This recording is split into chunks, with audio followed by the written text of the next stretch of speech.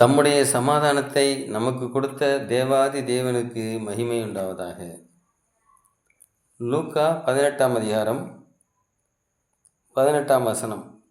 அப்பொழுது தலைவன் ஒருவன் அவரை நோக்கி, நல்ல போதகரே, நித்திய ஜீவனை சுதந்திரித்துக் கொள்வதற்கு நான் என்ன செய்ய வேண்டும் என்று கேட்டான். அதற்கு இயேசு, நீர் என்னை நல்லவர் என்று சொல்வானேன்? தேவன் ஒருவர் தவிர நல்லவரும் ஒருவரும் இல்லையே.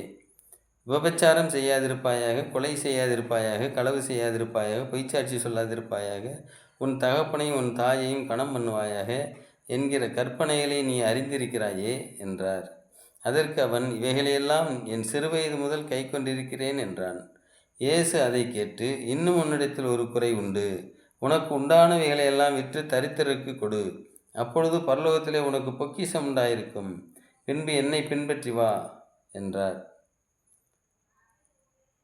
அவன் அதிக ஐஸ்வர்யம் உள்ளவனானபடியால் இதை கேட்டபொழுது மிகுந்த துக்கம் அடைந்தான். அவன் மிகுந்த துக்கம் அடைந்த இயேசு கண்டு, ஐஸ்வர்யம் உள்ளவர்கள் தேவனுடைய ராஜ்யத்தில் பிரவேசிப்பது எவ்வளவு அரிதாக இருக்கிறது என்றார். இந்த பணக்கார வாலிபன் இயேசுவிடம் வந்து, நல்ல போதகரேன்னு சொல்கிறான். நித்திய ஜீவனை சுதந்திரிக்கணும் என்ன செய்ய வேண்டும் என்று கேட்கிறான். ஆனால் அவன் கேட்கிறது யாருன்னு அவனுக்கு தெரியல.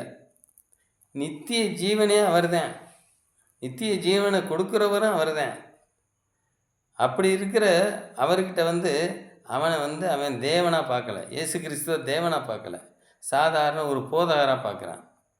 அப்படி போதகராக பார்த்து தான் அவன் இயேசு கிறிஸ்துவோட கேட்குறான். எப்படின்னா, அவன் ஏற்கனவே வேதபாரகர்கள், பரிசேயர், ஆசாரியர்கள், மூப்பர்கள் இவர்களுடைய போதனைகள்லாம் கேட்டிருக்கான். இவருடைய கற்பனைகளுக்கெல்லாம் கேட்டு அந்த கற்பனையின்படியெல்லாம் அவன் நடந்திருக்கிறான். இப்படி நடந்ததுனால இப்போ இவர் இயேசு கிறிஸ்து வித்தியாசமாக போதிக்கிறாரு, இவர் ஒரு நல்ல விதமாக போதிக்கிறாரு, ஒரு நல்ல போதகராக இருக்கார் அப்படின்ற எண்ணத்தோட இவன் ஒரு போதகரை போல தான் இயேசு கிறிஸ்துட்ட வரான். இயேசு கிறிஸ்துவே தேவன், அவர் தான் நித்திய ஜீவன், அவர் தான் நித்திய ஜீவனை கொடுக்கிறவர் அப்படிங்கிற விசுவாசம் அவன்கிட்ட வரல. தேவனை இயேசு கிறிஸ்து அவன் தேவனாக பார்க்கல, அவன் ஒரு மனுஷனாக பார்த்து, ஒரு போதகனாக பார்த்து தான் வர்றான்.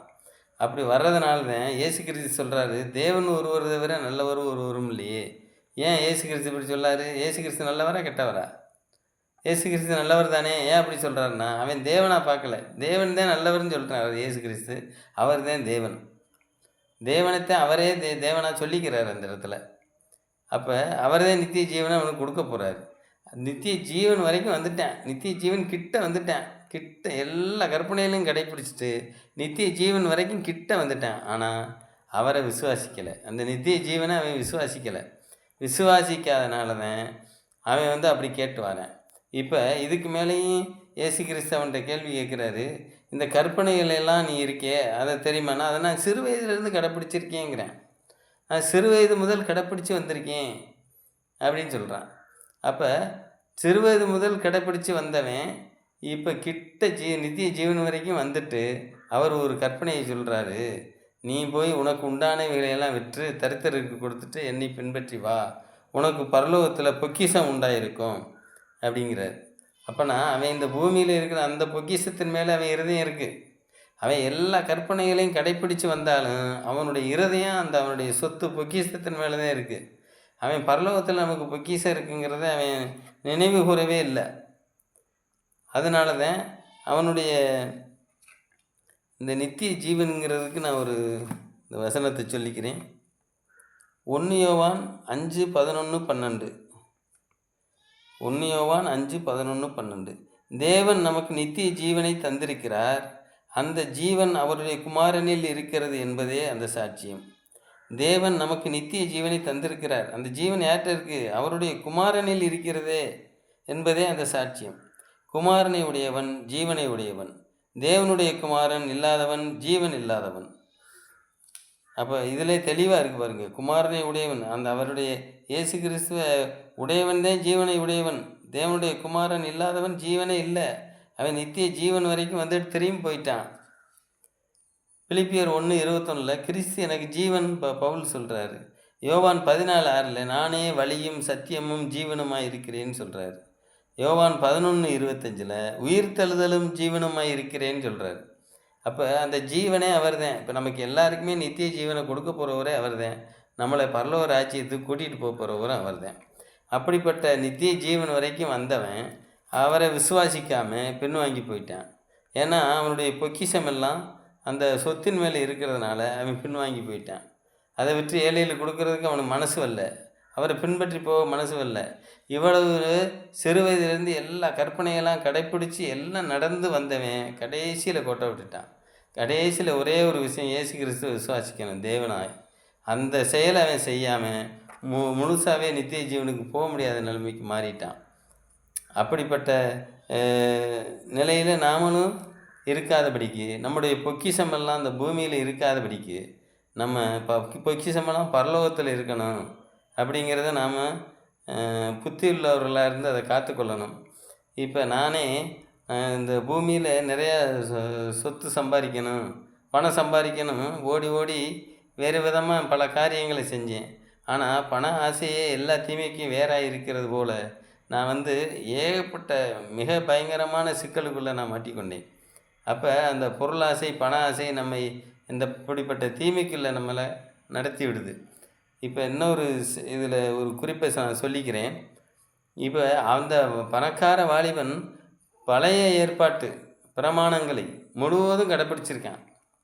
பழைய ஏற்பாட்டு பிரமாணங்கள் முழுவதையும் கடைப்பிடிச்சி கடைசியில் என்ன செஞ்சிட்டான்னா அவனுடைய பொக்கிஷம் அந்த பூமியில் இருந்துருச்சு, பூமியில் உள்ள சொத்து மேலே இருந்துருச்சு. ஆனால் இப்போ நாம் இயேசு கிறிஸ்து மேலே விசுவாசம் வச்சுருக்கோம், அவருக்காக நம்ம தியாகம் பண்ணுறோம், அவருடைய கற்பனைகளுக்கெல்லாம் நிறைய கீழ்ப்படிஞ்சு வாழ்கிறோம். இப்படியெல்லாம் நம்ம செய்கிறோம், சபைக்கு போகிறோம், வேத வாசிக்கிறோம், கிறிஸ்துவுக்காக நம்ம என்னதையோ நிறைய நன்மைகளையெல்லாம் செய்கிறோம். ஆனாலும் இவ்வளவு செஞ்சாலும் அவன் பழைய ஏற்பாட்டு கற்பனையை செஞ்சே அவன் அப்படி போயிட்டான். நம்ம புதிய உடன்படிக்கையின் கற்பனையின்படியெல்லாம் நம்ம செய்கிறோம். இப்படி செஞ்சாலும் நம்மளுடைய இருதயம் பரலோகத்தில் இருக்கிற பொக்கிஷத்தின் மேலே இருக்கா, இந்த பூமியில் இருக்கிற பொக்கிஷத்தின் மேலே இருக்கான்னு பார்த்தா நிறையா நம்ம பூமியில் இருக்கிற பொக்கிஷத்தின் மேலே தான் நம்ம இருதயம் இருக்குது. நான் இப்படி பார்க்குறேன்.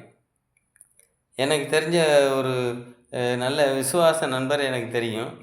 அவர் வயசாயிருச்சு, ரிட்டையர்ட் ஆகிட்டார். அவருடைய பிள்ளைகள்லாம் நல்லா வசதி வாய்ப்பாக இருக்காங்க, இவங்களுக்கு நிறைய சொத்து இருக்குது. ஆனால் அவருக்கு ஒரு பென்ஷன் வருது. ஆனால் அவருக்கு வர்ற பென்ஷனே அவருக்கு போதுமானது, அவருடைய துணையாளர் கிடையாது. அவருக்கு பென்ஷனே அவர் அந்தந்த மாதத்துக்கு மிச்சமாகவே இருக்கும். ஆனாலும் அவர் குறிப்பிட்ட சொத்தை பிள்ளைகளுக்கு பிரித்து கொடுக்காம கையில் வச்சுக்கிட்டு அந்த சொத்தின் மேலே உள்ள ஒரு பிடிப்பில் என்ன செய்கிறாருன்னா அந்த குடும்பத்துக்கு நிறைய குழப்பத்தை உருவாக்குறார். இப்படிப்பட்ட பிரச்சனையை செய்கிறார். அப்போ அவருடைய பொக்கிஷம் எங்கே இருக்குது?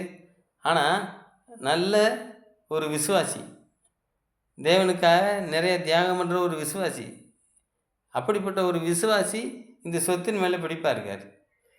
இப்படி பிடிப்பார். இப்போ பரலோகருக்கு பொக்கிஷம் எங்கே இருக்குது? பரலோகத்தில் இருக்கா, அந்த புலோகத்தில் இருக்கா? புலோகத்தில் சொத்தின் மேலே தான் இருக்குது.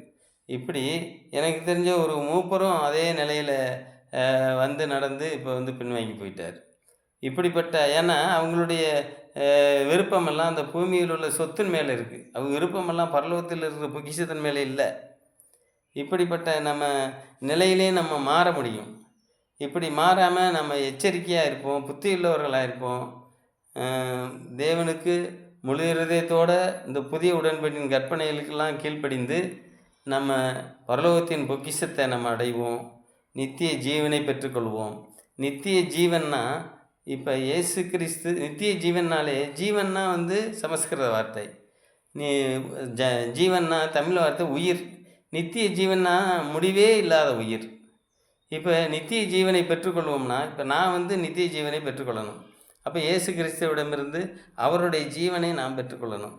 இப்படி ஒவ்வொருவரும் ஜீவனை பெற்றுக்கொள்கிற நம்ம ஒவ்வொருவரும் ஒரு நாள் ஒன்று கூடி நிற்க போகிறோம்.